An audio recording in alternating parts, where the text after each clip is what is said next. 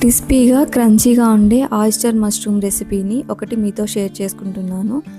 ఇది చాలా బాగుంటుంది, చేయడం కూడా చాలా ఈజీ. మీ ఫేవరెట్ డిప్తో ఎంజాయ్ చేయండి.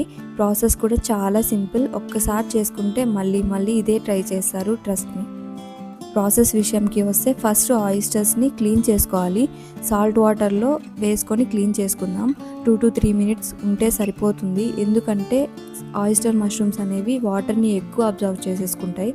సో చిన్న చిన్న పీసెస్గా కట్ చేసుకొని సాల్ట్ వాటర్లో డిప్ చేసుకొని 2 to 3 minutes ఉన్న తర్వాత వాటర్ అంతా స్క్వీజ్ చేసేసుకోండి.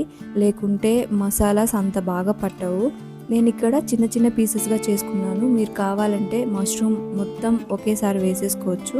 నాకు ఇలా బాగుంటుందని అనిపించింది, క్రంచీనెస్ ఉంటుందని అనిపించింది.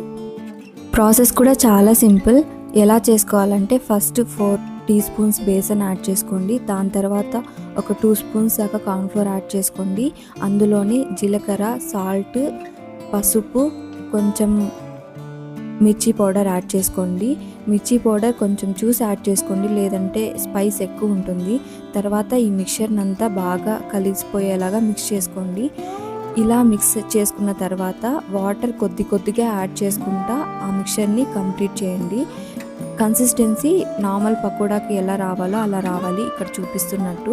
ఇక్కడ మెయిన్ ఇంగ్రీడియంట్ బ్రెడ్ క్రమ్స్ అండి. దీనివల్లే మనకి క్రిస్పీనెస్ యాడ్ అవుతుంది. సో ఇవి కొంచెం ప్లేట్లో పక్కన పెట్టుకొని స్క్వీజ్ చేసుకున్న మష్రూమ్ని మిక్చర్లో వేసుకొని మొత్తం కోటింగ్ వచ్చేలాగా బాగా కలుపుకోండి. ఇదే మనకి మెయిన్, ఎందుకంటే మసాలాస్ అన్నీ బాగా పట్టాలి. ఇప్పుడు పడిన దానికి బ్రెడ్ క్రమ్స్ యాడ్ చేసుకోండి.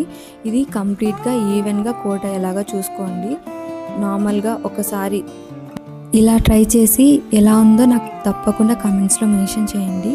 ఇలా నేను ప్రతి ఒక్క మష్రూమ్ పీస్కి కోట్ చేసి పెట్టేసుకున్నాను. దాని తర్వాత కడాయిలో ఆయిల్ హీట్ చేసుకోండి. ఎప్పుడు మీడియం టు హై ఫ్లేమ్లోనే పెట్టుకోండి, ఫాస్ట్గా కూడా అయిపోతుంది. సో 2 sides తిప్పేసుకున్నాక మన ఆయిస్టర్ మష్రూమ్ క్రిస్పీగా రెడీ అయిపోయింది.